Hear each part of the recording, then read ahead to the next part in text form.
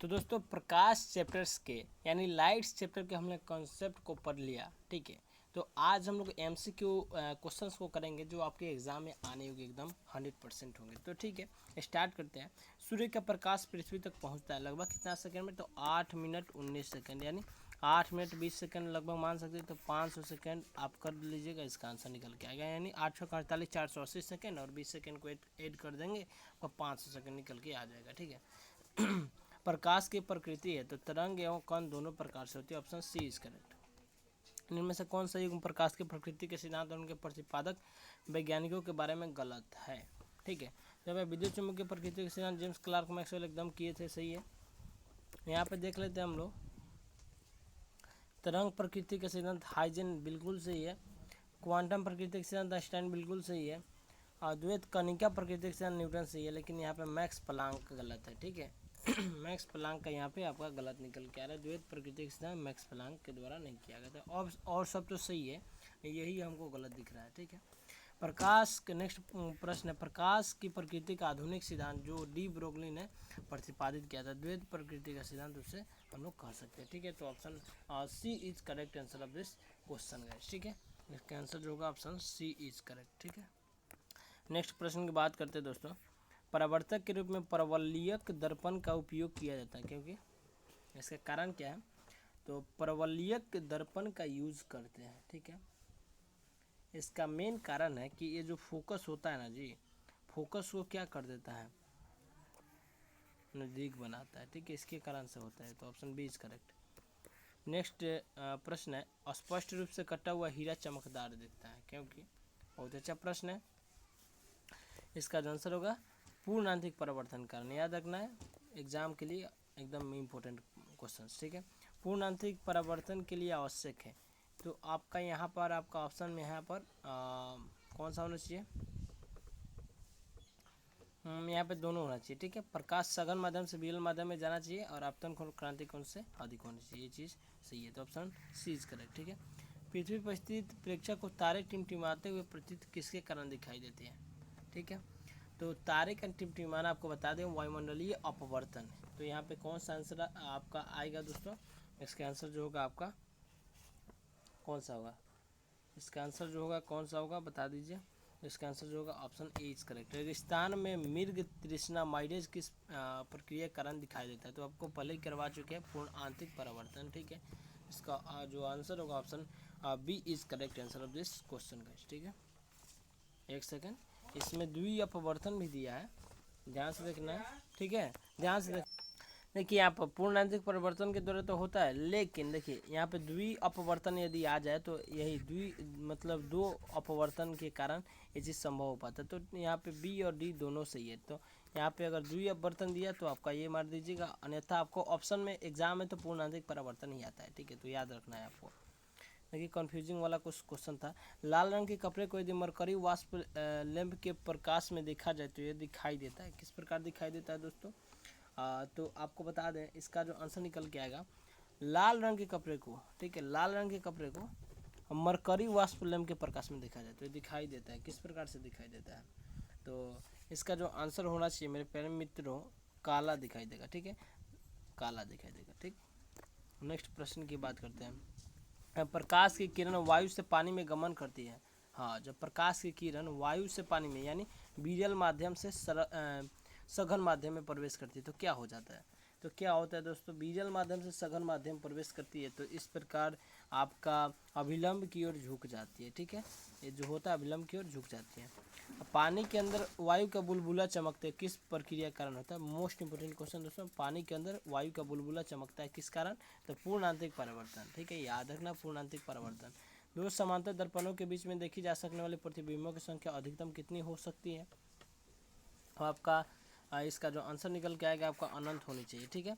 आपको दो समांतर दर्पण बोल रहे हैं ना, तो इसका जो प्रतिबिंब होगा आपका अनंत होगा, इसमें कोई दो राय नहीं है, ठीक है। तो इसका आंसर जो होगा option D is correct answer of this question guys, ठीक है। नेक्स्ट, दो समतल दर्पण जो 60 डिग्री के कोण पर झुके हैं उसके बीच के एक विद्युत बल्ब लगाया जाता है तो बने हुए प्रतिबिंबों की संख्या कितनी होनी चाहिए? तो इसका जो आंसर निकल के आएगा दोस्तों यहाँ पर आपका अधिकतम, जब 60 डिग्री क्या ना, तो देखिए यहाँ पे 360 डिग्री बाई थीटा माइनस का 1, ठीक है। तो 360 डिग्री बटा थीटा का वैल्यू 60 डिग्री माइनस का 1 कर दिए तो आपका 6 से कटा, 6 में से 1 गया तो 5 आंसर निकल के आ गया, यानी इसका जो आंसर होगा 5, ठीक है। तो दो समतल दर्पण जो 60 डिग्री के कोण पर झुके हैं उनके बीच एक विद्युत बल्ब रखा जाए तो बने प्रतिबिंब की संख्या कितना होगी? 5 होगी, ठीक है। ऑप्शन सी इज करेक्ट, ठीक है। नेक्स्ट क्वेश्चन है, एक समतल दर्पण जो 10 सेंटीमीटर प्रति सेकंड की दर से आपकी ओर गति करता है तो आपका प्रतिबिंब किस गति से? तो आपको पहले ही बताया है दोस्तों, एक क्वेश्चन है जीटीज आपके पेपर में छपेगा। आपका v वेग से जाता है तो उसका 2v वेग से जाता है, यानी आपको पहले बता दें कि जो समतल दर्पण में प्रतिबिंब बनता है दुगुना बनता है, ठीक है। जितना वेग से जाएगा उसके दुगुना बनेगा। तो 10 सेंटीमीटर प्रति सेकंड जा रहा है तो 20 सेंटीमीटर प्रति सेकंड इसका आंसर निकल के आएगा। आपको पहले कंसेप्ट में बता दिए, तो जाके आप कंसेप्ट को देख लीजिएगा, बहुत ही इंपॉर्टेंट है, ठीक है। इसका आंसर जो होगा option D is correct answer of this question guys, ठीक है। नेक्स्ट प्रश्न है दोस्तों यहाँ पे, निम्न में से कौन सा कथन गलत है? ठीक है, प्रकाश के अपवर्तन के कारण डूबता हुआ सूर्य दीर्घवृत्ताकार दिखाई देता है, क्या ये सही है, ये गलत है? तो बिल्कुल सही है। प्रकाश के अपवर्तन के कारण डूबता हुआ सूर्य अपनी वास्तविक ऊंचाई से अधिक ऊंचाई पर दिखाई देता है, बिल्कुल सही है। प्रकाश के प्रकीर्णन के कारण डूबते और उगते सूर्य का रंग लाल दिखाई देता है, बिल्कुल सही है। प्रकाश के प्रकीर्णन का आकाश का रंग नीला दिखाई देता है, ये भी सही है। तो यहाँ पे आपका कौन सा आंसर होगा? नहीं, चारों सही है यहाँ पे, ठीक है। तो ऑप्शन कौन सा लिखेंगे? तो इनमें से कोई नहीं, तो इनमें से कोई नहीं इसका आंसर होगा, चारों सही है स्टेटमेंट, ठीक है। निम्न में से कौन सी प्रक्रिया अपवर्तन के कारण नहीं होती है? वाह, क्या क्वेश्चन है दोस्तों। ऐसा क्वेश्चन आप कर लीजिए, ठीक है। ये चीज़ आपको समझा रहे हैं, ऐसा क्वेश्चन आपसे तो पूछेगा नहीं, लेकिन ध्यान रखिए आपको इसमें कंसेप्ट देखने को मिल रहा है, ठीक है। तो इसको ध्यान से देख लीजिए, समझ लीजिए। इनमें से कौन सी प्रक्रिया अपवर्तन के कारण नहीं होती है?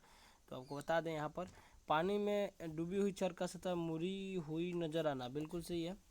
अपवर्तन कारण होता है। पानी से भरी हुई, सही मान रहे हैं इसको, ये चीज़ भी सही है आपका, ठीक है।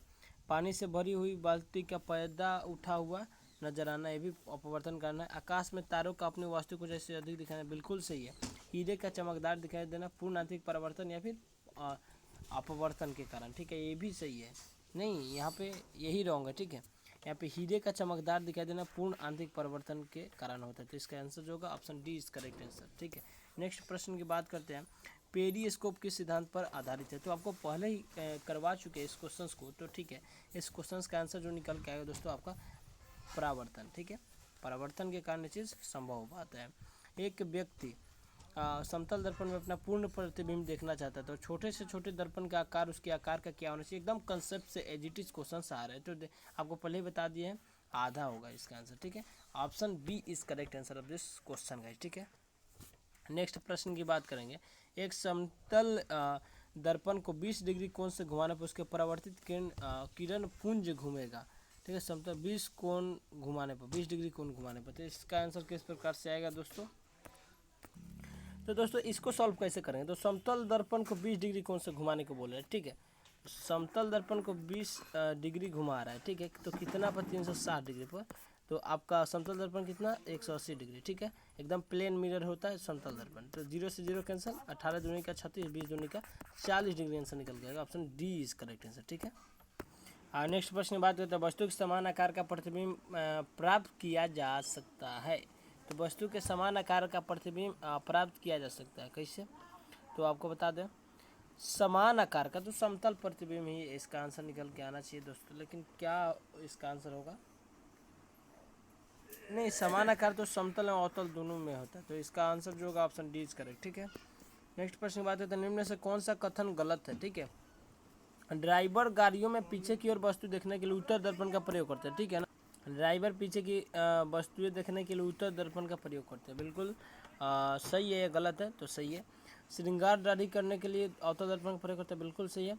यहाँ इसे आप कॉन्सेप्ट मिल रहा है, ठीक है। ये मत समझिए कि ऐसा क्वेश्चन आएगा, इस चीज़ को मतलब इतना बड़ा बड़ा जो है ना, इसमें गलत ढूंढना है, यानी आपके कंसेप्ट को बूस्टअप कर रहा है, ठीक है। टॉर्च सर्च लाइट गाड़ी की हेडलाइट में परवलिक अवतल दर्पण का प्रयोग करते हैं, कैसे है? बिल्कुल सही है। कान नाक आदि के प्रोटेक्शन के डॉक्टर अवतल दर्पण का प्रयोग करते हैं, बिल्कुल सही है। परावर्तक के रूप में उत्तल दर्पण का प्रयोग करते हैं, नहीं दोस्तों, यही आपका रॉन्ग निकल कर रहा है, अन्यथा 4 सही है, ठीक है। यदि वस्तु अनंत पर है तो अवतल दर्पण के द्वारा उसका प्रतिबिंब बनेगा। दर्पण के किस तरह से बनेगा दोस्तों? तो यदि वस्तु अनंत पर है तो अवतल दर्पण जो उसका प्रतिबिंब बनेगा। देखिए इस प्रकार से है, यहाँ पर अनंत पर कोई वस्तु रखी जाती है, ठीक है। यहाँ पे सी है वक्रता केंद्र, ठीक है। अनंत पर है तो आपका वक्रता केंद्र पर बनेगा, ठीक है। ये चीज़ को ध्यान में रखना। Option B is correct answer of this question guys, ठीक है। ऑप्शन बी इज करेक्ट, ठीक है। नेक्स्ट क्वेश्चंस की बात करते हैं। और ये दोस्तों अनंत पर है तो अवतल दर्पण नहीं, सॉरी गलत हो गया एक चीज़, ध्यान देना है यहाँ पर। इसमें आंसर दोस्तों वक्रता केंद्र होनी चाहिए, लेकिन बुक में आपका आंसर फोकस केंद्र दिया है, आप एक बार देख लीजिएगा, ठीक है, ध्यान से। नेक्स्ट प्रश्न की बात करते हैं गाइस, ठीक है। तो दोस्तों समझते हैं, इनमें से प्रकाश का वेग घटते क्रम में है, तो घटते क्रम में प्रकाश का वेग किस में है, किस प्रकार से इसमें होना चाहिए? तो दोस्तों आपको बता दें, देखिए आपका हीरा इसमें दिया है, कहाँ से दिया है, पानी दिया है, कांच हीरा पानी, हीरा पानी कांच, पानी कांच हीरा। तो आपका जो प्रकाश का वेग होता है सबसे अधिक किस प्रकार से होता है, इसमें समझना चाहिए। तो ध्यान से पहले इसको समझेंगे, उसके बाद इसका आंसर बताएंगे, ठीक है। तो आपका सबसे पहले जितना पानी, ठीक है, सबसे पहले वाटर का अधिक होता है, उसके बाद आपका आएगा घटते क्रम बोल रहे हैं ना, तो हीरा का पहले आएगा, ठीक है। हीरा सबसे अधिक होता है, कांच, ठीक है, आपका उसके बाद आपका पानी, ठीक है। तो यहाँ पर जो आपका आंसर निकल गया है पानी कांच हीरा, तो ऑप्शन डी इज करेक्ट, ठीक है। उत्तल दर्पण के सामने एफ एवं 2F के बीच रखी वस्तु का प्रतिबिंब बनता है। बहुत ही अच्छा प्रश्न है। उत्तल दर्पण के सामने एफ और 2F के बीच रखी वस्तु का प्रतिबिंब बनता है, ठीक है।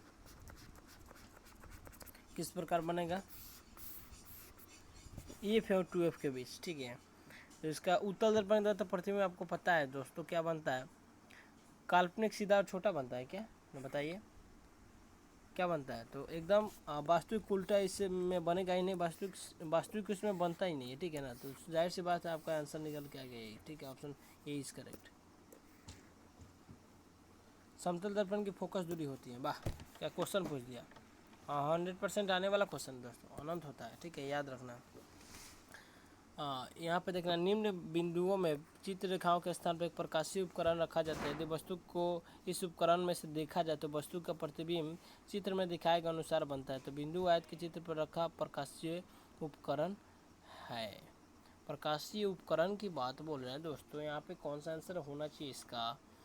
तो प्रकाशीय उपकरण आपका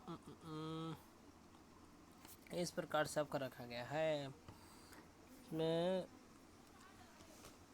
आपका उत्तल लेंस होना चाहिए, ठीक है। इसका आंसर जो होना चाहिए उत्तल लेंस, ठीक है, एक बार देख लीजिएगा, इसका आंसर उत्तल लेंस होगा, ठीक है। सूर्य की किरण को एक स्थान पर केंद्रित करता है, ठीक है। तो सूर्य की किरण को एक स्थान पर केंद्रित करता है, इसका कारण क्या है? तो अवतल दर्पण, ठीक है। इसी कारण से इसको क्या बोला जाता है, अवतल दर्पण को? आपको अभिसारी लेंस नहीं, अभिसारी दर्पण बोल जाना है, अभिसारी दर्पण, क्योंकि यह सूर्य की किरण को एक जगह केंद्रित कर देता है, यानी इस प्रकार से कुछ क्रिया होती है। देखिए ये आपका अवतल हो गया, ठीक है। सूर्य का किरण जब आती है तो इस प्रकार से यहाँ पे टकरा के अभिसरित हो जाती है, ठीक है, यहाँ अभिसरित हो जाती है, ठीक है, एक ही बिंदु पर आके यहाँ पर टिक जाती है। ये चीज़ समझ रहे हैं ना? तो ये चीज़ आपका अवतल दर्पण में ही होता है, लेकिन उत्तल में आपका किस प्रकार से, इसका उभरा हुआ पृष्ठ रहता है तो आके टकरा के वापस चला जाता है, ठीक है, टकरा के वापस चला जाता है। लेकिन यहाँ पर जो संभव है किस प्रकार से होता है, तो इसमें जो प्रक्रिया होती है, इसमें एक जगह केंद्रित हो जाती है और इसमें छितरा आ जाता है, यानी अपसारित हो जाता है, ठीक है। तो इसलिए अवतल को आपका अवतल को अभिसारी और उत्तल को अपसारी कहते हैं, ठीक है, ये चीज़ को समझिए, ठीक है। इसको मिटा दिया जाए गाइस,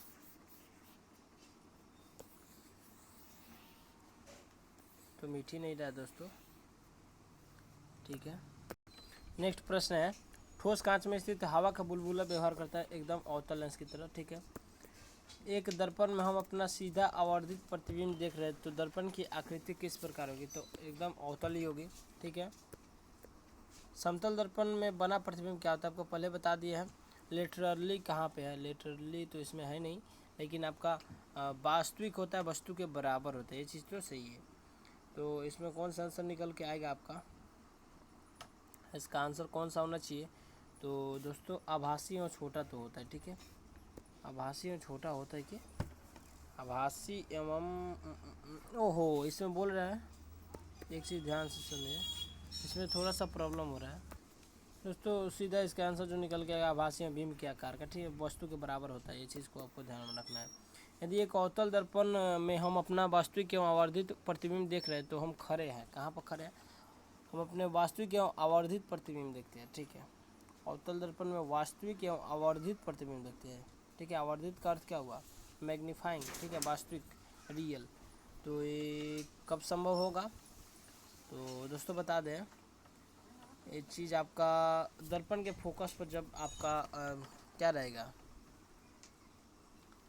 दर्पण के फोकस में ये चीज़ संभव हो पाएगा, ठीक है। तो option C is correct answer, ठीक है। नेक्स्ट प्रश्न की बात करते हैं, प्रकाश किरण किसी समतल दर्पण पर अभिलंबित आपतित है तो परावर्तित किरण का कोण होगा, ठीक है।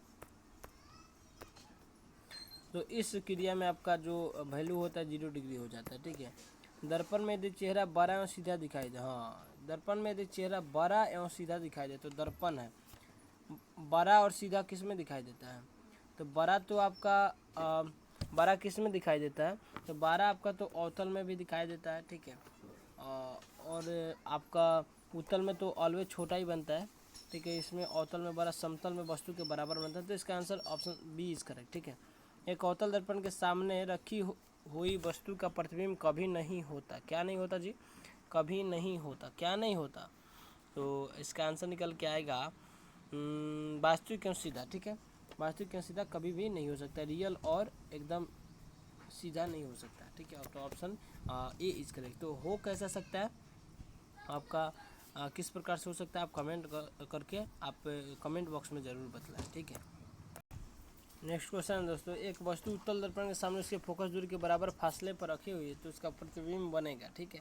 तो प्रतिबिंब बनेगा फोकस एवं दर्पण के मध्य, ठीक है, फोकस एवं दर्पण के मध्य बनेगा, ठीक है। उत्तल दर्पण से उसके फोकस दूरी के बराबर फासले पर रखिए तो उसकी प्रतिबिंब कैसा बनता है? तो फोकस एवं दर्पण के मध्य बनता है, ठीक है। एक किरण समतल दर्पण धरातल से 35 डिग्री के कोण बनाती हुई आपतित होती है तो परावर्तन कोण क्या होगा? बहुत अच्छे क्वेश्चंस। एक किरण समतल दर्पण पर धरातल से 35 डिग्री का कोण बनाती है तो आपतित होती है तो परावर्तन कोण का मान कितना होगा? 35 डिग्री का कोण बनाती है तो आपका आंसर निकल के आएगा दोस्तों, यहाँ पे समतल दर्पण की बात बोल रहे हैं क्या? तो समतल दर्पण में क्रिया जो होगी आपको बता दें,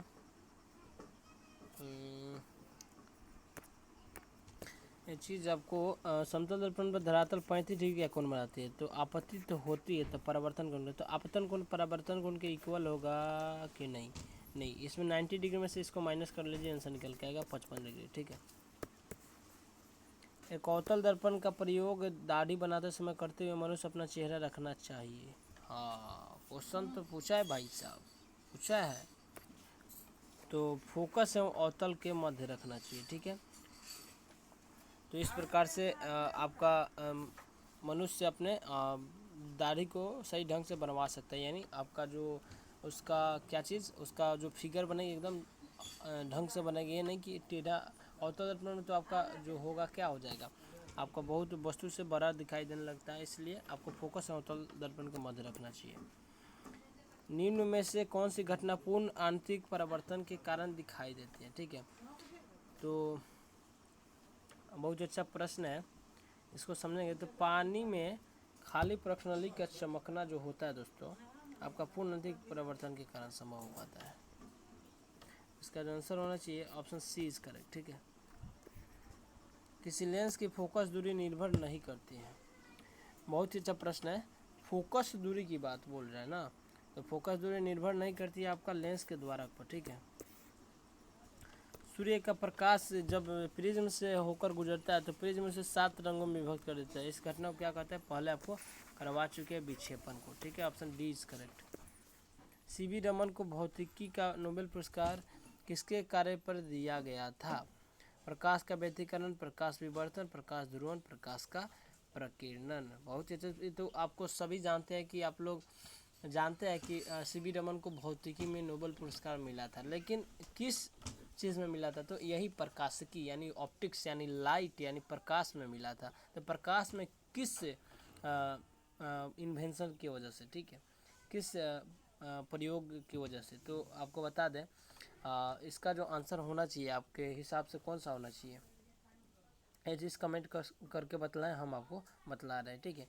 तो इसका आंसर निकल के आएगा आपका दोस्तों प्रकीर्णन, ठीक है, प्रकाश का प्रकीर्णन। और इसके कारण ही तारों का क्या होता है, तारों का टिमटिमाना या फिर सूर्यास्त के समय लाल प्रतीत होना, ठीक है, ये चीज़ को ध्यान में रखना है।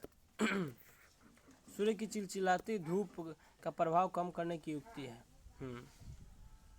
तो ये जो युक्ति है, वैसे तो सूर्य के प्रकाश को कंट्रोल करना बहुत ही नामुमकिन जैसा है, ठीक है।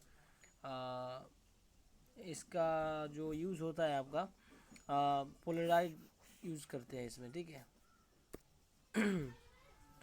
20 सेंटीमीटर 25 सेंटीमीटर फोकस दूरी के दो पतले परस्पर संपर्क में रखे संयोग की शक्ति क्या होगी, बहुत अच्छा प्रश्न है दोस्तों। आपको बता दें इसमें सेंटीमीटर है, इसमें बोलना डायोप्टर में निकालना है, ठीक है। तो आपको पता है कि P is equal to 1/f होता है, ठीक है। तो इसको फोकस संयोजन F1 + 1/f2 करेंगे तो 1/20 1/25, ठीक है। इसको सॉल्व करेंगे तो आपका आंसर जो निकल के आएगा, इधर बट्टा का जोड़ करेंगे, ठीक है, बट्टा का जोड़ करेंगे तो इधर में 5 इधर में 4, ठीक है, तो 9/100 आ रहा है, ठीक है। तो सेंटीमीटर में निकल के आ गया आपका 9, ठीक है। Option D is correct answer of this question guys, ठीक है। तो दोस्तों इसको समझेंगे, दो पतले लेंस की फोकस दूरी 60 सेंटीमीटर प्लस का है, -20 सेंटीमीटर परस्पर संयोग होने के संयोग की फोकस दूरी, तो आप भी ऐसे आसानी से ज्ञात कर सकते हैं 1/f1 + 1/f2, ठीक है। तो इसको जब करेंगे तो 1/60 और 1/20, तो इसको सॉल्व करके देखते हैं कितना आंसर निकल के आता है। चलिए इसको सॉल्व करेंगे तो आपका निकल के 60, इधर में 1 माइनस में 3, ठीक है, तो -2/60, ठीक है। तो इसको अपोजिट करेंगे यानी चेंज करेंगे तो आपका -30, ठीक है, -30 निकल के आएगा, -30 इसका सेंटीमीटर में आंसर होगा, ठीक है। तो option D is correct answer of this question guys, ठीक है। नेक्स्ट प्रश्न है आपका यहाँ पर क्या एक अकेला लेंस वन विपथन से मुक्त हो सकता है, ठीक है।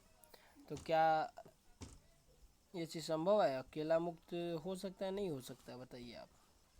तो हाँ बिल्कुल हो सकता है, ठीक है, ऑप्शन ए इज करेक्ट, हो सकता है। नहीं नहीं नहीं नहीं नहीं, वर्ण विपथन मुक्त नहीं हो सकता है, ठीक है।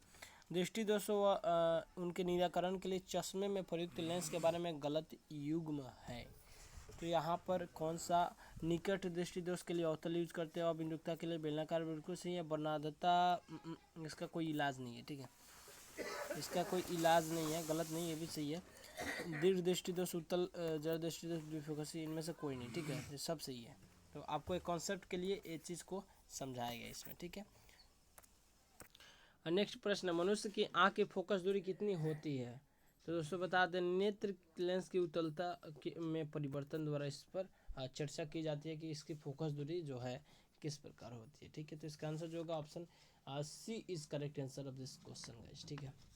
नेक्स्ट क्वेश्चन है कि मनुष्य 3 मीटर से अधिक दूरी की वस्तु को स्पष्ट नहीं देख पाता हो तो पीड़ित है। हाँ, 3 मीटर से अधिक नहीं देख सकता यानी नज़दीक न दूर की वस्तु को नहीं देख सकता, तो वह निकट दृष्टि दोष हो सकता है क्या, बिल्कुल हो सकता है। दूर की वस्तु को नहीं देख सकता, नज़दीक की वस्तु को देख सकता है, निकट दृष्टि दोष, ठीक है। नेक्स्ट प्रश्न, एक मनुष्य 1 मीटर से कम दूरी की वस्तु को स्पष्ट नहीं देख पाता तो वो दोष से पीड़ित है, ठीक है। तो 1 मीटर से कम दूरी नहीं देख सकता, इसमें तो इसमें दूर दृष्टि दोष ही होना चाहिए या फिर निकट दृष्टि दोष होना चाहिए, कौन सा होना चाहिए आप बताइए। 1 मीटर से कम वस्तु को स्पष्ट नहीं देखना, नज़दीक की वस्तु को नहीं देख पाता, दूर की वस्तु को देख पाता, तो ऐसी स्थिति में आपका आंसर जो निकल के आएगा दोस्तों आपका दूरदृष्टि दोष, ठीक है, ऑप्शन बी इज करेक्ट। दूरस्थ वस्तु को खगोलीय दूरदर्शी द्वारा देखने पर इसका प्रतिबिंब किस प्रकार से होता है, इसका प्रतिबिंब जो होता है उल्टा दिखाई देता है, ठीक है। इसका आंसर जो होगा option B is correct answer, ठीक है। दूरदर्शी यंत्रों के निर्माण में कौन सा दर्पण काम में लेते हैं, ठीक है। तो कौन सा दर्पण काम में लेते हैं भाई साहब, तो आपको बता दें आपका अवतल लेते हैं, ठीक है। कौन सा लेते हैं, अवतल लेते हैं। नेक्स्ट प्रश्न की बात करते हैं, प्रकाशीय उपकरण उनमें प्रयुक्त लेंसों के बारे में निम्न में से कौन सा कथन गलत है? तो साधारण खगोलीय दूरदर्शी दो उत्तल लेंस सही है या फिर गलत है? तो बताइए दोस्तों, यहाँ पर इसका जो है ये चीज़ सही है बिल्कुल। गैलीलियो दूरदर्शी एक अवतल लेंस तथा एक उत्तल लेंस बिल्कुल सही है। लौकिक दूरदर्शी 3 उत्तल लेंस, इसमें तो थोड़ा सा समझने सही है। 3 उत्तल लेंस लगता है लौकिक दूरदर्शी में, परावर्तक दूरदर्शी में 1 उत्तल लेंस नहीं लगता। ये तीनों तो सही है, इसके हिसाब से ये चौथा गलत है आपका, ठीक है। प्रकाश का वेग ध्वनि के वेग से क्या होता है? अधिक होता है या फिर कम होता है? बहुत अच्छा प्रश्न, ऐसा प्रश्न आपको देखने को मिल सकते हैं भाई साहब, ठीक है। तो आपका आंसर जो होना चाहिए कौन सा होना चाहिए? अधिक होगा या फिर कम होगा? कम होगा या फिर अधिक होगा? अधिक होगा, ठीक है। नेक्स्ट प्रश्न, प्राथमिक रंग, ठीक है। प्राथमिक प्राइमरी जो रंग होता है कौन कौन से होते हैं? तो इसमें RBG आपको पहले बता चुके हैं। RBG and red blue and green कहाँ पे हैं बताइए? Red blue and green. तो यहाँ पे option D is correct answer of this question guys, ठीक है। तो इसका जो आंसर होगा option D is correct. Next प्रश्न की बात करते हैं। नारंगी रंग का पूरक रंग है, तो यहाँ MCQ में देख लीजिए दोस्तों, इसी में से आपको क्वेश्चंस बहुत सारे एजिटीज आपके पेपर में छपेंगे, ठीक है। चाहे आप SK से लगा लें, चाहे आप करतार से लगा लें, चाहे आप दोस्तों चाहे आप अरिहंत से लगा लें, टोटल क्वेश्चंस आपको यहीं से मिल जाएंगे, ठीक है। तो आपको कोई बुक पढ़ने की ज़रूरत नहीं है, क्लास को देखिए आराम से आपका हो जाएगा, ठीक है। ध्यान से देखिए, नारंगी रंग का पूरक रंग है। तो नारंगी रंग का पूरक रंग जो है दोस्तों, यहाँ पर आपको बता दें आपका नीला है, ठीक है। लाल और हरा रंग के मिलाने पर कौन सा रंग प्राप्त होता है? लाल और हरा, आई थिंक काला हो जाना चाहिए क्या? लाल और हरा मिलाएंगे तो कौन सा कलर निकल के आएगा? तो आई थिंक काला हो जाना चाहिए, ठीक है, या पीला हो जाना चाहिए। लाल और हरा को पीला, ठीक है। Option A is correct answer of this question guys. नहीं सही है क्या? बिल्कुल सही है। एक वस्तु 20 सेंटीमीटर फोकस दूरी वाले उत्तर दर्पण से 10 सेंटीमीटर की दूरी पर रखा जाता है, तो प्रतिबिंब की दूरी, ठीक है। इसको हम आपको न्यूमेरिकल टाइप क्वेश्चंस में बताएंगे, तो आप चिंता मत कीजिए, इस क्वेश्चन को बता देंगे। इसका आंसर कौन सा होना चाहिए आपको बता दे रहा है, ठीक है। इसको सॉल्व करेंगे कुछ समय बाद, ठीक है, घबराइए मत। अभी न्यूमेरिकल नहीं लेके चल रहे, छोटा छोटा देख लेंगे, ठीक है। तो घबराइए मत। इसका जो आंसर आपका आएगा, आपका क्या चीज़ में आएगा? तो आपका पॉजिटिव होगा या नेगेटिव? तो आपका इसमें पॉजिटिव होना चाहिए और 0.66 सेंटीमीटर, ठीक है। इसको हम सॉल्व करवा दे रहे हैं, थोड़ा सा ऐसे क्वेश्चन को कर लें, ठीक है। गहरे पानी का रंग नीला दिखाई देने का कारण क्या है? ऐसा क्वेश्चन आपको कोस्ट गार्ड में देखने को मिलता है भाई साहब, ठीक है। तो इसका आंसर होगा पानी में अणुओं द्वारा प्रकाश का प्रकीर्णन, ठीक है। ऑप्शन ए इज करेक्ट, ठीक है। तो ये ICG में पूछा हुआ प्रश्न, ठीक है। ICG DB 2021 में पूछा प्रश्न, ठीक है, ठीक है। नेक्स्ट, बहुत ही अच्छा प्रश्न। नेक्स्ट प्रश्न की बात करते हैं। दिन के समय अधिक ऊंचाई पर जाने पर आकाश का रंग काला दिखाई देता है, इसका कारण क्या भाई साहब? तो आपको बता दें, इसका जो मेन रीज़न है दोस्तों, मेन रीज़न जो है इसका जो मेन रीज़न है आपका प्रकाश का प्रकीर्णन इसमें संभव नहीं है, ठीक है।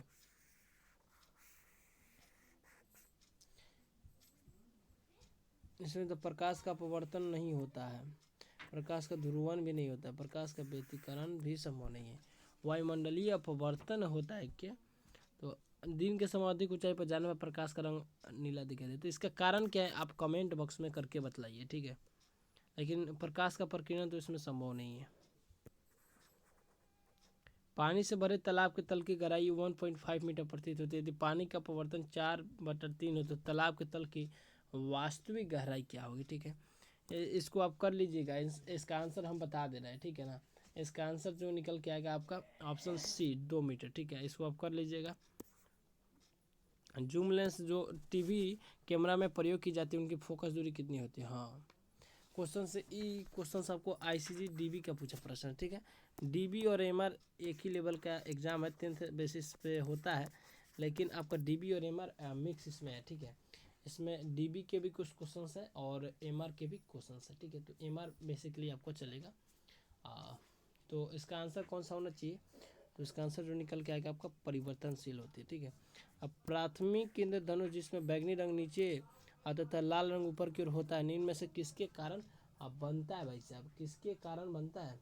तो आपको बता दें इसका जो आंसर निकाल के आएगा आपका विक्षेपण, पूर्णांतिक परिवर्तन, अपवर्तन, ठीक है, सब इसमें क्रिया होता है। लेकिन बेसिकली आपको ध्यान से देखना है, द्वितीयक इंद्रधनुष जिसमें लाल रंग नीचे तथा बैगनी रंग ऊपर होते हैं, निम्न में से किस कारण से?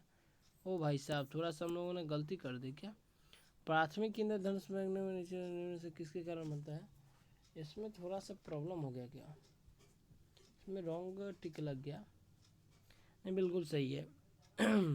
द्वितीय केंद्र धनुष जिसमें लाल रंग नीचे बैगनी रंग ऊपर की ओर होते हैं, निम्न में से किसके कारण बनता है? शायद मैंने क्वेश्चन से गलत पढ़ लिया, ऊपर वाला पढ़ना चाहिए था। एक चीज़ आप ध्यान में देख लीजिएगा इसको, ठीक है, इसके लिए देख लीजिए कौन सा आंसर होगा,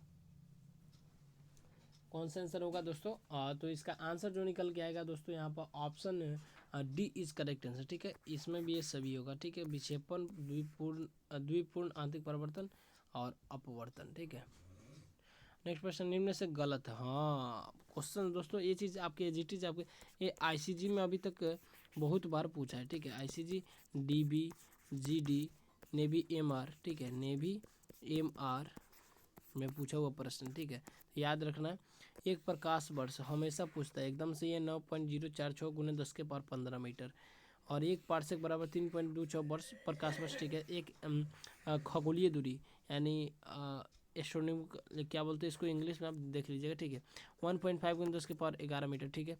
एक फर्मी का होता है आपका 10⁻14 नहीं होता है, एक 10⁻- कितना होता है दोस्तों, कमेंट करके बताइए, 10⁻−15, तो ठीक है, यही आपका गलत है, option D is correct answer, ठीक है।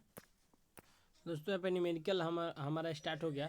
एक अवतल दर्पण के सामने 60 सेंटीमीटर दूरी पर एक वस्तु रखी है जिसका प्रतिबिंब दर्पण के सामने 30 सेंटीमीटर दूरी पर बनता है। तो दर्पण की फोकस दूरी ज्ञात करें, यानी आपका U-60 सेंटीमीटर, V-30 सेंटीमीटर। अवतल दर्पण में दोनों आपका U एंड V जो होता है क्या होता है आपका माइनस में होता है, निगेटिव होता है, ऋणात्मक होता है। तो यहाँ पे ये फिर निकालना है। तो आपको जैसा कि दर्पण का सूत्र पता है ना, 1/F बराबर 1/V प्लस 1/U होता है, ठीक है।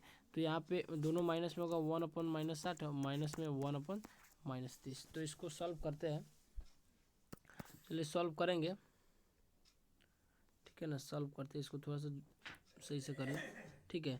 इसको सॉल्व करते हैं तो 60 होगा, 60 में माइनस वो एक, यहाँ पे आपका माइनस का क्या आ जाएगा, 62 आ जाएगा, तो -3/60, ठीक है। तो एफ का वैल्यू जो निकल के आएगा 60/-3, तो -20 सेंटीमीटर इसका आंसर होगा, ठीक है।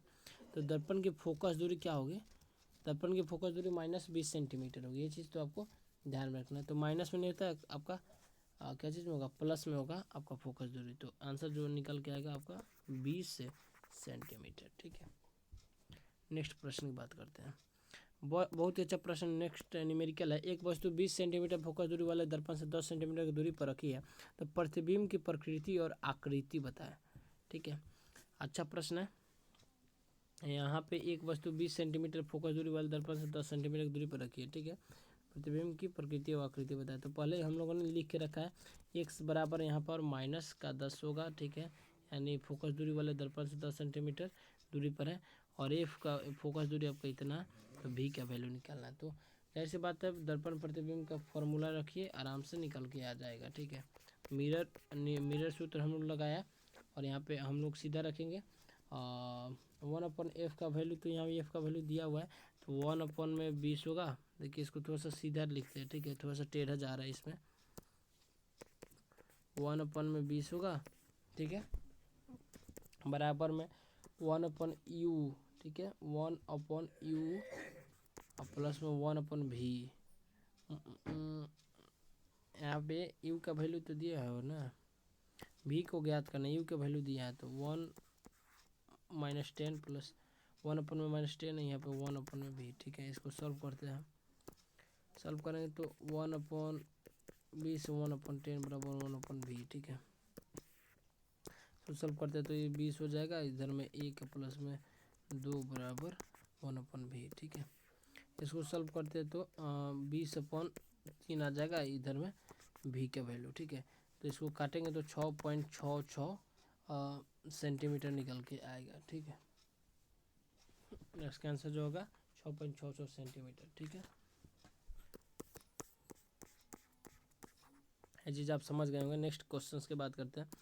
एक उत्तल दर्पण की फोकस दूरी 1.5 मीटर है, फोकस दूरी। ठीक है, यानी एफ इज इक्वल टू कितना है 1.5 मीटर। उत्तल दर्पण पॉजिटिव होगा। यदि बस इस दर्पण से 5 मीटर की दूरी पर है, 5 मीटर की दूरी पर है, तो इसका यू होगा या बी होगा। तो प्रतिबिंब की स्थिति ज्ञात करना है। तो देखिए ध्यान से इसको समझते हैं पहले। तो इसका यू का वैल्यू इसमें -5 आएगा। ठीक है,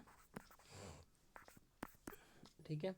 उसके बाद मिरर फार्मूला लगाएंगे, डायरेक्ट हम इसको सॉल्व करेंगे। तो मिरर फार्मूला जो होता है 1/f is equal to 1/v plus 1/u। ठीक है, तो f का वैल्यू 1 इधर से इस पर का होगा, f का वैल्यू यहाँ पर रख दिए तो ठीक है, बराबर 1/v का वैल्यू नहीं पता है। ठीक है, नहीं पता है, प्लस में 1 में माइनस का 5 सेंटीमीटर। इसको सॉल्व करते हैं, किस प्रकार से सॉल्व होगा। तो 1/1.5 माइनस में हो जाएगा, तो इधर आके प्लस में हो जाएगा। ठीक है, इधर में 1/v का वैल्यू निकलेगा। ठीक है, तो प्लस करेंगे तो आपका इसका जो होगा 7.5 लघुत्तम होगा। इधर में होगा 5 बार में कितना होगा, 5 बार में इधर में होगा आपका 1.5 इज इक्वल टू 1/v। ठीक है, ये होगा 6.5 अपॉन में 7.5 बराबर 1/v। ठीक है, तो आपका इसको चेंज कर देंगे इस तरह से, तो आपका आंसर जो निकल के आएगा, इसको काटेंगे तो आंसर जो निकल के आएगा दोस्तों, देखिए काटते 15 × 5 = 75। सॉरी 15 से तो नहीं कटेगा, 5 से काटिए तो 15 × 5 = 75, 13 × 5 = 65। तो इसको आप काटिएगा तो आंसर जो निकल के 1.15। ठीक है, आंसर होगा। नेक्स्ट, किसी अवतल लेंस की फोकस दूरी 15 सेंटीमीटर है, बीम लेंस से कितनी दूरी पर रखेगी, इसके द्वारा प्रतिबिंब का लेंस से 10 सेंटीमीटर की दूरी पर प्रतिबिंब बना। बहुत ही अच्छा प्रश्न है, इसको ध्यान से समझेंगे। पहले क्वेश्चन को समझेंगे। इसका एफ का वैल्यू -15 सेंटीमीटर में, यानी फोकस दूरी दिया है। एफ का वैल्यू कितना दिया है, -15 सेंटीमीटर। ठीक है, अवतल लेंस में इसलिए माइनस का इसमें होगा। ठीक है, और वी का वैल्यू क्या हो जाएगा, तो 10 सेंटीमीटर। क्या हो जाएगा दोस्तों, 10 सेंटीमीटर। प्रतिबिंब का लेंस दिए तो इसके दो दूरी प्रतिबिंब, इसका क्या निकालना है, दूरी पर प्रतिबिंब 10 सेंटीमीटर दूरी पर प्रतिबिंब निकालना है। तो लेंस सूत्र पहले इसको निकालेंगे। इसमें यू का वैल्यू को फाइंड आउट करना है। ठीक है, यू के वैल्यू को फाइंड आउट करना है। तो लेंस सूत्र क्या होता है, लेंस फार्मूला। ठीक है, लेंस फार्मूला के हिसाब से हम लोग बनाएंगे। इसमें देखते हैं किस प्रकार से बनता है क्वेश्चंस। तो इसको लेंस फार्मूला के सूत्र से ज्ञात करेंगे। तो लेंस फार्मूला जो है 1/v - 1/u बराबर 1/f हो जाएगा। ठीक है, इसको जब सॉल्व करेंगे इसका वैल्यू फाइंड आउट करेंगे तो 1/-10 माइनस प्लस हो जाएगा, 1/15 हो जाएगा। ठीक है, 10-15 का लघुत्तम निकालेंगे, कितना आएगा, तो 30 आएगा। 10 × 3 = 30, माइनस में प्लस में 2। ठीक है, तो -1/, तो माइनस में आंसर लिखा होना चाहिए। तो -1/30, तो इसको चेंज करेंगे तो -30 सेंटीमीटर आंसर निकल के आएगा, यू का वैल्यू। ठीक है, -30 सेंटीमीटर याद रखना है। इसका जो आंसर होगा -30, option D is correct answer. ठीक है, और नेक्स्ट प्रश्न की बात करते हैं। लेंस की फोकस दूरी ज्ञात कीजिए यदि उसकी क्षमता 1.5 डायोप्टर है। ठीक है, तो यहाँ पे इसको ज्ञात करेंगे। तो सबसे पहले इसका क्षमता जो दिया हुआ है 1. का वैल्यू दिया 1.5 डायोप्टर, तो इसका फोकस दूरी ज्ञात है। तो P बराबर 1/f होगा। ठीक है, ठीक, तो इसको देखिए, इसको जो हम लोग चेंज किए हैं, तो 5 दूनी का 10 और 5 3 का 15, तो 2/3 का वैल्यू 0.0666666 मीटर। ठीक है, तो इस प्रकार से हमारा जो आंसर निकल के आएगा 0.666666 मीटर। ठीक है, नेक्स्ट प्रश्न की बात करेंगे दोस्तों। अभी बाकी है, अभी घबराइए नहीं। ठीक है, यहाँ पूरे 100 क्वेश्चन लगभग करवा दिए जाएंगे, जो कि एकदम एग्जाम ओरिएंटेड है। ठीक है, एकदम एजिटीज आपके पेपर में आएगा। इसका आंसर होगा प्रकाश की चाल कितनी है, तो 3 × 10⁸ मीटर प्रति सेकंड। ठीक है, option B is correct. Next प्रश्न की बात करते हैं। इंद्रधनुष किसके कारण से बनता है, तो प्रकाश के अपवर्तन और परावर्तन दोनों। ठीक है, ऑप्शन सी इज करेक्ट। प्रकाश वायु की तुलना में कांच से धीमा चलता है, इसका कारण है दोस्तों वायु का अपवर्तन कांच से कम होता है, इसके कारण से। ठीक है, निम्नलिखित में से किस प्रकाश घटना कारण तारे टिमटिमाते हैं, पहले ही आपको बता चुके। ऑप्शन सी इज करेक्ट, प्रकाश के अपवर्तन कारण। Next question. ठीक है। नेक्स्ट क्वेश्चन, आकाश में नीला रंग प्रकट होने के साथ संबंधित प्रकाश की परिघटना जो है आपका प्रकाश के प्रकीर्णन से संबंधित है, ठीक है। Option D is correct. लाल रंग को खतरे और इमरजेंसी के सिग्नल प्रयुक्त होता है क्योंकि इसका तरंगदैर्घ्य जो होता है हाई होता है, ठीक है। इसका तरंगदैर्घ्य क्या होता है, सर्वाधिक होता है। निम्न में से कौन प्रकाश के वायुमंडलीय अपवर्तन के परिणाम नहीं है, तो आपका सूर्यास्त के समय सूर्य का लाल दिखाई देना या वायुमंडलीय अपवर्तन का परिणाम नहीं है, या प्रकाश का प्रकीर्णन, ठीक है। नेक्स्ट, आकाश पर सुंदर इंद्रधनुष किस कारण से बनता है? बहुत ही अच्छा प्रश्न है दोस्तों। यहाँ पर आपका सूर्य का वर्ण विक्षेपण कारण, ठीक है। नेक्स्ट प्रश्न है आपका, प्रकाशीय फाइबर किस सिद्धांत पर कार्य करता है? तो दोस्तों पूर्णांतिक परिवर्तन, ऑप्शन डी इज करेक्ट, याद रखना है, बहुत ही अच्छा प्रश्न है। पेरिस्कोप किस सिद्धांत पर कार्य करता है? तो आपका आंसर जो निकल के आएगा आपका पूर्णांतिक परिवर्तन, ठीक है। मरीचिका किस कारण से बनता है? तो प्रकाश का पूर्णांतिक परिवर्तन। इसमें दिया है क्या? इसमें नहीं दिया है, तो इसका आंसर जो निकल के आएगा वायु की परतों द्वारा पूर्णांतिक परिवर्तन, ठीक है। जल में से पैदा होने वाले बुलबुले में जो चमक होती है किस प्रक्रिया के कारण होती है? पूर्णांतिक परिवर्तन, ठीक है। हीरे की चमक का कारण है पूर्णांतिक परिवर्तन, याद रखना भाई साहब। भाई साहब यहाँ से क्वेश्चन नहीं जीटी छपेंगे भाई साहब, देख लीजिएगा आप। प्रकाश का अवरोध या छिद्र के किनारे से मुड़ना है कौन सी घटना है? तो प्रकाश का विवर्तन, पूर्णांतिक परिवर्तन। कौन सा होना चाहिए? विवर्तन, ठीक है। Option C is correct. Next, समुद्र का जल नीला दिखाई देता है, इसका कारण क्या है? कोई भी कलर से कोई हो ना, तो दोस्तों यहाँ पे प्रकीर्णन हो सकता है, लेकिन यहाँ पे जल के अणुओं द्वारा नीले रंग को छोड़ अन्य रंग का अवशोषण हो जाता है, इसके कारण से, ठीक है। प्रकाश का रंग निर्धारित करता है, प्रकाश का रंग निर्धारित करता है उसके वेवलेंथ पे, ठीक है। नेक्स्ट, कारों के हेडलैम्प में प्रयुक्त दर्पण किस प्रकार को होते हैं? तो आपको बता दें, परवलयिक व अवतल, ठीक है। ईएनटी डॉक्टरों द्वारा प्रयोग किया जाने वाला हेड मिरर किस प्रकार का होता है? तो अवतल होता है, आपको पहले बता चुके हैं, ठीक है। नेक्स्ट है वाहन चालन द्वारा हेतु पार्श्व दृश्य दर्पण, यानी आपको आईना वाला पहले ही बता चुके कॉन्सेप्ट में, तो आपको उत्तल होगा, ठीक है। Option C is correct. Next, motorcycle में पीछे से आने वाले वाहनों को देखने में लिए प्रयुक्त होता है, तो आपको बता दें ऑप्शन सी उत्तल दर्पण, आपको पहले बता चुके हैं। एक वस्तु उत्तल दर्पण, इसकी फोकस दूरी 15 सेंटीमीटर, एफ का वैल्यू 15 सेंटीमीटर 10 सेंटीमीटर दूरी पर स्थित तथा वस्तु के प्रतिबिंब की स्थिति, इसे आप होमवर्क के रूप में ले लीजिएगा, ठीक है। इसको आप सॉल्व कीजिएगा, इसका आंसर हम पहले बता चुके हैं। इसका आंसर हम नहीं बताएंगे, आपको कीजिएगा, क्योंकि मैंने 2-3 न्यूमेरिकल करवा दिए, इसके आधार पर आप इसका आंसर खुद कर लीजिएगा, ठीक है। आप एक बार स्क्रीनशॉट ले लें, ठीक है। 15 सेंटीमीटर आपका, और उत्तल दर्पण में 15 सेंटीमीटर आपका फोकस दूरी, 10 सेंटीमीटर दूरी पर स्थित है, वस्तु के प्रतिबिंब खींच देते हैं। इसका आप क्लास के अंत में आप कमेंट बॉक्स में करके बताइएगा इसका आंसर, ठीक है, आपसे पूछेंगे, ठीक है। गोली दर्पण की वक्रता त्रिज्या 20 सेंटीमीटर, तो इसकी फोकस दूरी का मान क्या होगा? फोकस दूरी तो ये भी आपको बता चुके, इसको भी आपको कर लेना है, ठीक है, इसको भी आपको कर लेना है, ठीक है। नहीं, ये चीज़ नहीं बताया, एक चीज़ फार्मूला होता है एफ बराबर r/2, यानी वक्रता त्रिज्या जो होती है आधा हो जाती है फोकस दूरी की, ठीक है। तो यहाँ पे r का वैल्यू जो दिया 20 है, तो 20/2 यानी 10 सेंटीमीटर आंसर निकल जाएगा, ऑप्शन सी इज करेक्ट, ठीक है। नेक्स्ट प्रश्न की बात करते हैं। सबसे पहले इसको मिटा दिया जाए, ठीक है, इसको मिटा दिया जाए दोस्तों, यहाँ पर मिटा दिया जाए, ठीक है। नेक्स्ट प्रश्न है, यदि किसी दर्पण के आगे कितनी भी दूरी पर खारा रहने पर प्रतिबिंब की सीधा दिखाई देता है, तो दर्पण किस प्रकार का प्रतिबिंब? सीधा दिखाई देने वाला प्रतिबिंब जो होता है ऑलवेज समतल या उत्तल होता है, ठीक है। अवतल लेंस के प्रयोग द्वारा प्राप्त प्रतिबिंब होता है, ठीक है। अवतल लेंस की बात बोले, तो अवतल लेंस के द्वारा प्राप्त प्रतिबिंब आभासी हो, सीधा होता है। अवतल लेंस, दर्पण नहीं, अवतल लेंस, ठीक है। अवतल लेंस की जिसकी फोकस दूरी 2 सेंटीमीटर, तो उसकी लेंस की क्षमता आपको ज्ञात करके दिखाना है, ठीक है। होमवर्क में भी क्वेश्चन है, ठीक है। आपको पहले बता चुके इसके टाइप के क्वेश्चंस, तो आपका इसको आंसर देना है, ठीक है। निकट दृष्टि दोष से पीड़ित व्यक्ति की दृष्टि सही करने के लिए किस प्रकार के लेंस का प्रयोग किया जाता है? तो आपको पहले बता चुके हैं अवतल लेंस का, ठीक है। अबिंदुकता का दोष दूर करने के लिए निम्नलिखित में किस लेंस का प्रयोग किया जाता है? तो आपका इसका जो आंसर निकल के आएगा सिलेंडरी लेंस, ठीक है, ठीक है ना, यानी इसको बेलनाकार बोलते हैं, ठीक है। निकट दृष्टि दोष एक बीमारी है जो जुड़ी होती है, क्या चीज़ से जुड़ी होती है? आँखों से, ठीक है। ऑप्शन डी इज करेक्ट, ठीक है। दूर दृष्टि वाले व्यक्ति के लिए निकट बिंदु होता है, कहाँ होता है? तो 25 सेंटीमीटर से अधिक, ठीक है। प्रकाशीय केंद्रों में लेंसों का उपयोग किस परिघटना द्वारा प्रतिबिंब बनाने के लिए किया जाता है? तो इसका जो आंसर निकल के आएगा दोस्तों ऑप्शन अपवर्तन, ठीक है। तो यहाँ पर हमारा लाइट, यहाँ दोस्तों लाइट का डाइंड हम लोगों ने कर दिया, और भी क्वेश्चंस इसमें हो सकते हैं, बन सकते हैं, लेकिन इससे बाहर आपका कोई क्वेश्चंस नहीं आएगा। ठीक है, नेवी एमआर के लिए बहुत ही सफिशियंट है दोस्तों, इसके बाहर क्वेश्चंस नहीं आएगा, मैं इसकी गारंटी लेता हूँ 100%। ठीक है, आप कंसेप्ट को पढ़ लीजिए और इस क्लास को देख लीजिए, आपका 100% प्रकाश का कोई चैप्टर, प्रकाश का कोई भी क्वेश्चंस आपको छूटा नहीं देखने को मिलेगा। ठीक है, कोई भी छूटेगा नहीं एग्जाम में। तो चैनल पर नए हुए सब्सक्राइब कीजिएगा, बेल आइकन प्रेस कीजिएगा, दोस्तों के पास शेयर कीजिएगा।